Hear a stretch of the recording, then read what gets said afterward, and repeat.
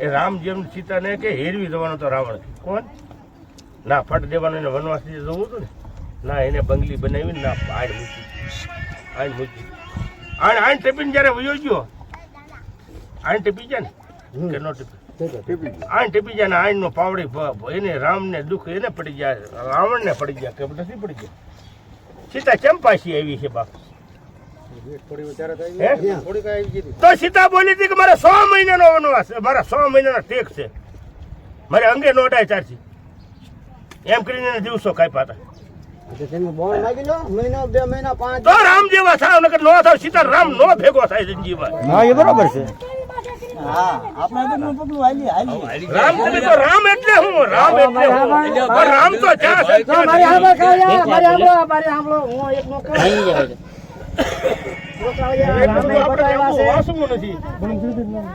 બોડે લઈ લીધેલા છે તો વહીવટ કેટલે કિલો છે વાત માથે મને ખબર છે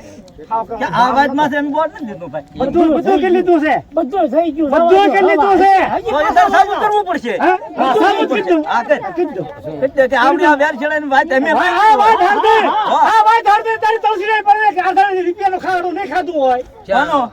ચા તાર હગનું હાર છે અને એની હાર છે નહીં ખાધું હોય ચા ખાધું હા ચા ભાઈ બોલો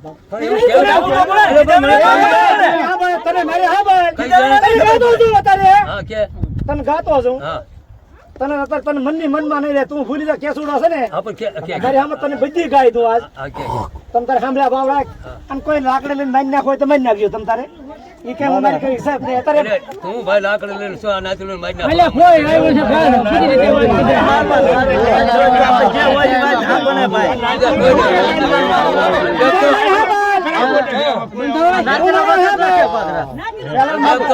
જોશી આગેવાન થઈને લઈને આવ્યો હોય કે તું બોલા લઈ નાખો કોઈ મારવા નથી આવ્યું ભાઈ નાચેલા મસાલા અરે ભાઈ હવે ભગ્યામાં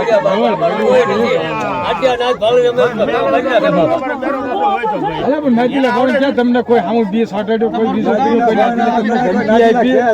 કોઈ તમને ગાય દીધી એટલે ભાઈ નાચી તને વાત કરે છે હે ભાઈ ભાઈ